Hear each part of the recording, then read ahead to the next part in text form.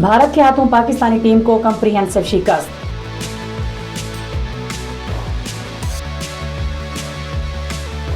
मैं हूं राबिया फयाज और मेरे साथ मौजूद हैं क्रिकेट एक्सपर्ट मोहम्मद फयाज। जी फयाज साहब, बताएं कि पाकिस्तानी टीम को शिकस्त किस वजह से हुई? मतलब हमारी टीम तो स्ट्रॉन्ग थी। जी बहुत शुक्रिया राबिया, क्योंकि पाकिस्तान और इंडिया का मैच हो और सवालात बने ना और इस तरह की शिकस्त हो जहाँ पे कम्प्रिहेंसिव शिकस्त का सामना करना पड़े पाकिस्तान को और सवालात तो बनते हैं। जी मैं कोशिश करूँगा कि तमाम चीज़ों को एक हर पहलू से बताऊं कि पाकिस्तान को आखिर शिकस्त क्यों हुई। सबसे पहले अगर बात करें, पाकिस्तान ने टॉस जीती। टॉस जीतने के अलावा कोई ऐसा काम नहीं था जो पाकिस्तान की टीम ने सर अंजाम दिया। टॉस जीती, उसके अलावा कुछ नहीं जीता।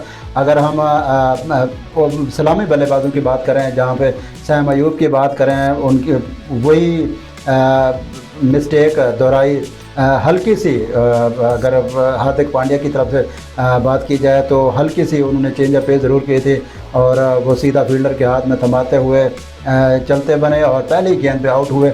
इसी तरीके से दूसरे जो उनके प्लेयर मोहम्मद हारिस थे, वो भी बहुत एफर्ट कर रहे थे, लेकिन उनसे कोई बड़ी हिट नहीं लग रही थी क्योंकि पिच का बिहेवियर उनकी समझ से बाहर था या जो इंडियन बॉलर थे वो उनकी समझ से बाहर थे।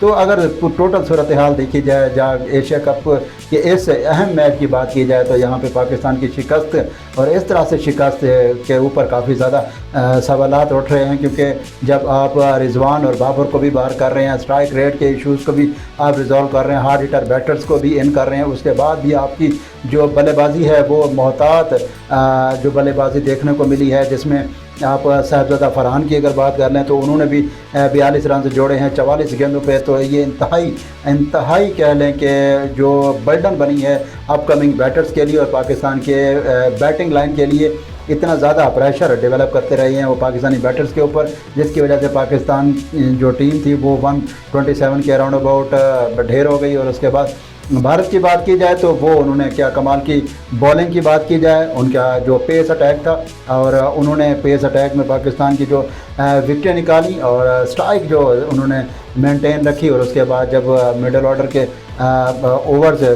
मिडिल के ओवर स्टार्ट हुए, जिसमें उन्होंने स्पिन अटैक को यूटिलाइज़ किया, कुलदीप यादव हस्बे मामूल पाकिस्तान के अगेंस्ट शानदार परफॉर्मेंस देने में कामयाब हुए। 3 विकेट टिटकाई थी 18 रन के एवज। और अगर पाकिस्तानी बॉलर की बात की जाए तो पाकिस्तान में सिवाय सैम अयूब के कोई भी बॉलर विकेट लेने में नाकाम रहा है। और यहाँ पे काफ़ी सारी मिस्टेक है, मैं आपको वन बाई वन एक इसमें बताता हूँ कि सबसे पहली मिस्टेक जहाँ पे इंडिया की बात की जाए तो उन्होंने अटैक जो स्टार्ट किया था वो अपनी पेस अटैक से पाकिस्तान की विकेटें चटकाई थी। उसके बाद स्पिन को जब यूटिलाइज़ किया तो उन्होंने विकेटें निकाली।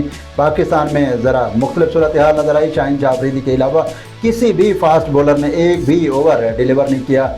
आपके फ़हीम अशरफ एज आ बैटर फिर खेले, आपके ये सवाल निशान है। अगर आपने उनको बॉलिंग में एक ओवर तक का भी चांस नहीं ले रहे तो इसका मतलब आप उसको बॉलर कंसीडर कर ही नहीं रहे थे। आज की सिचुएशन में कंसीडर कर ही नहीं रहे थे तो आपने उनको प्लेइंग 11 का हिस्सा कैसे बनाया?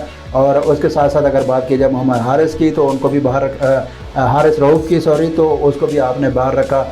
पेस बैटरी बिल्कुल फारिग रही। शाहीन आफरीदी वही उसी तरीके से जो रिवायती बॉलिंग करते हैं, अगर चल पड़े तो विकेटें लेने में कामयाब होते हैं। अगर स्टार्ट के उनके ओवर या उसके कह लें कि अटैक अगर नाकाम रहे तो बहुत मार खाने को मिलती है।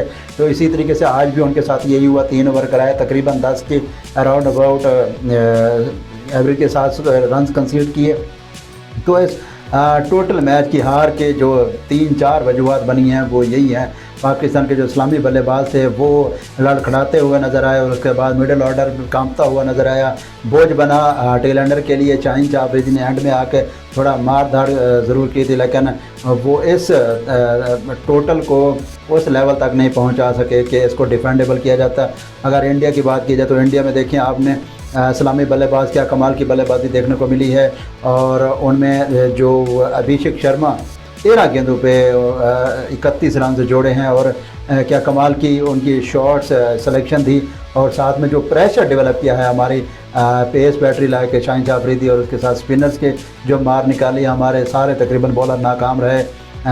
जिसमें मोहम्मद नवाज़ की बात की जाए, शाहीन आफरीदी की बात की जाए, थोड़ा काफ़ी परेशान ज़रूर किया। विकेट लेने में नाकाम रहे थे अबरार अहमद, और उसके साथ साइम अयूब काफ़ी लकी भी रहे, 3 विकेट ज़रूर ली थी, लेकिन वो पाकिस्तान के किसी काम खातिर खा नहीं आ सके क्योंकि उनके साथ देने वाला कोई नहीं था।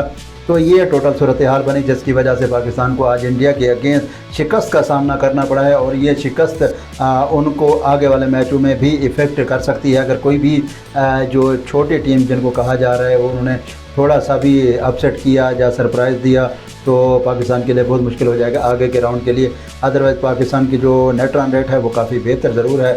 इंडिया का मैच जीतना बहुत ज़्यादा ज़रूरी होता है, वो पूरे पाकिस्तानी कौम के लिए एक फ़ाइनल की मानद होता है, और उसके साथ साथ पूरी कौम की दुआएं और उम्मीदें यही होती हैं कि और किसी टीम से आप जीतें चाहे ना जीतें, इंडिया को आप ज़रूर हैं।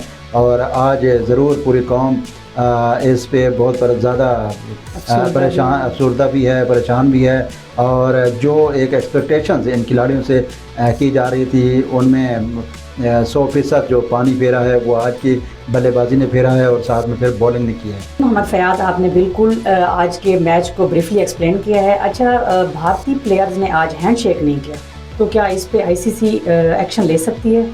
जी बिल्कुल, आपका एक वैलिड क्वेश्चन है। जिस तरीके से आज स्पोर्ट्समैन स्पिरिट का एक जनाजा निकाला गया है, वो आज के मैच में भारतीय जो खिलाड़ी थे आपने देखा है कि उन्होंने बिल्कुल स्पोर्ट्समैन स्पिरिट का बिल्कुल मुजाहरा नहीं किया, और उसके साथ साथ ये तकरीबन क्रिकेट की हिस्ट्री में कोई मेरे ख्याल से ये पहला वाक़या होगा जहाँ पे इस तरह की सिचुएशन देखने को मिली है। सूर्य कुमार यादव अपने ही डाग आउट में खड़े अपने खिलाड़ियों को शाबाश भी दे रहे थे, और वहीं पे हैंडशेक उनके साथ कर रहे थे, ना कि मैदान में उतरे। और साथ में इस जेस्चर की अगर बात की जाए तो ये इंतहाई काबिल मज़म्मत है। हार जीत गेम का हिस्सा है, कोई टीम जीतती है, कोई हारती है। इसका ये मतलब नहीं कि आप इस तरह की ट्यून, इस तरह का बिहेवियर या इस तरह का रवैया रखें। अगर आप नहीं चाहते पाकिस्तान के साथ खेलना तो बिल्कुल आए ना मैदान में। अगर मैदान में आते हैं तो इस तरह का जेस्चर बिल्कुल नहीं करना चाहिए। सियासत से पाक करना चाहिए खेल को, तब जाके जहाँ पे जो एक मैसेज जाता है एक खिलाड़ी का, एक पॉजिटिव जो वाइब्स जाती हैं अपकमिंग जो नौजवानों के लिए, तो वो एक जैसे बहुत बुरा गया है दुनिया में। और इसके ऊपर मेरे ख्याल से आईसीसी को ज़रूर एक्शन लेना चाहिए कि अगर आपने नहीं खेलना, कोड ऑफ कंडक्ट की आपने खिलाफ वर्जी करनी है, इस तरह के आपने एक्ट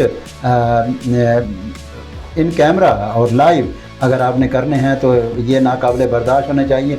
और मेरी उम्मीद ज़रूर है कि आईसीसी ज़रूर इसके ऊपर एक्शन लेगी। और साथ में अगर बात की जाए सूर्य कुमार यादव की, तो वहाँ पे भी उन्होंने जब पोस्ट मैच प्रेजेंटेशन हुई तो वहाँ पे भी उन्होंने कहा है कि ये जीत हम अपने उन फ़ौजियों के नाम करते हैं जिन्होंने अभी जो रिसेंट पाकिस्तान और इंडिया के दरमियान कशीदगी हुई थी, तो वहाँ पे जो पाकिस्तान के ऊपर जिन्होंने अटैक किया या उस तरह की जो उन्होंने अल्फाज इस्तेमाल किए, तो ये काबिल मज़म्मत है। अगर इस तरह से आप स्पोर्ट्स के ग्राउंड्स में अगर आप इस तरह की एक्टिविटीज़ में सियासत को या इन चीज़ों को लेके आएंगे तो ये एक बुरा साइन है जिसके ऊपर भारत को और ख़ासकर आईसीसी को नज़रसानी करनी चाहिए, ताकि जो ग्राउंड हैं वो एक और सियासत से पाक हों, इस तरह की वाइब से पाक हों, और जो जिसके लिए शायकीन क्रिकेट चाहते हैं कि इस तरह के कंपटीशन होने चाहिए।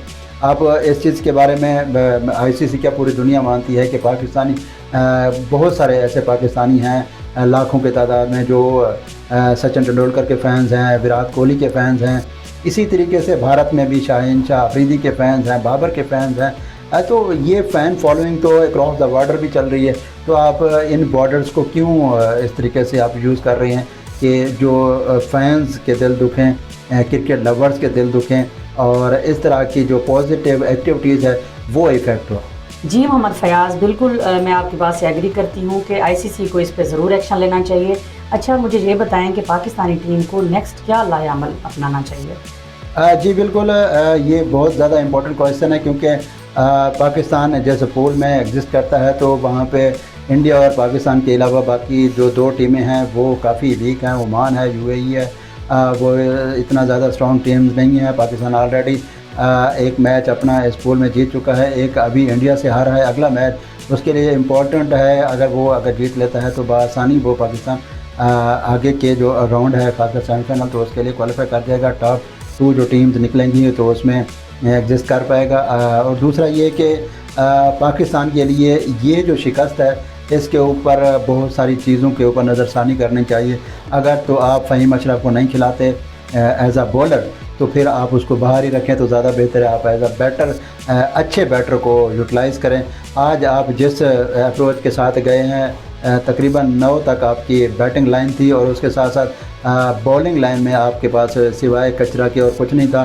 शाहीन शाह अफरीदी से आपने अटैक कराया, उसके बाद उसकी मार से शुरू हुई गेम और आखिरी बॉल तक यही छक्के चौके और जिस स्ट्राइक रेट के साथ इंडियंस बल्लेबाजों ने बल्लेबाजी का मुजाहरा किया वो मुँह बोलता सबूत है कि वो किस अप्रोच के साथ उतरे थे। और अप्रोच जो है वो काफ़ी मैटर करती थी आज के मैच में।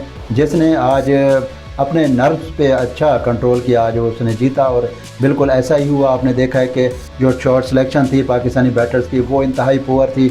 हल्की सी चेंज ऑफ पेस हुई, हल्का सा लो बाउंस हुआ या थोड़ा एक्स्ट्रा बाउंस हुआ तो इसकी उसको ना समझ पाए। जो मिस्टेक की हैं वो उनको दोहराना नहीं चाहिए और साथ में जिस अप्रोच के साथ पाकिस्तान टीम को करना चाहिए, जिस वजह से आपने बाबर और रिजवान को बाहर किया है वो अप्रोच यही थी कि आप पॉजिटिव क्रिकेट खेलेंगे, आप अग्रेसिव क्रिकेट खेलेंगे, आप एक और अप्रोच के साथ जाएंगे तो वो अप्रोच फिर दिखनी भी चाहिए, ना कि फिर आप वही घिसी पिटी क्रिकेट खेल रहे हो, वही स्ट्राइक रेट वही नेट रन रेट के साथ चल रहे हो। तो फिर ये जो फैसला है फिर इससे 1000 गुना बेहतर है कि बाबर और रिजवान टीम में हो। एटलीस्ट इस तरह की लड़खड़ाती हुई बैटिंग पाकिस्तानी टीम को ना देखनी पड़े और ख़ासकर कौम को ना देखनी पड़े। फयाज, आप मुझे ये बताएं कि पाकिस्तानी टीम की शिकस्त का जो टर्निंग पॉइंट था वो क्या था? टर्निंग पॉइंट कोई एक नहीं था क्योंकि पाकिस्तान एक कम्प्रीहेंसिव शिकस्त का पाकिस्तान टीम को शिकस्त का सामना करना पड़ा है और कम्प्रीहेंसिव शिकस्त का सामना इस वजह से मैं कह रहा हूँ कि किसी भी आप देख लें बॉलिंग एंड को देख लें, बैटिंग एंड को देख लें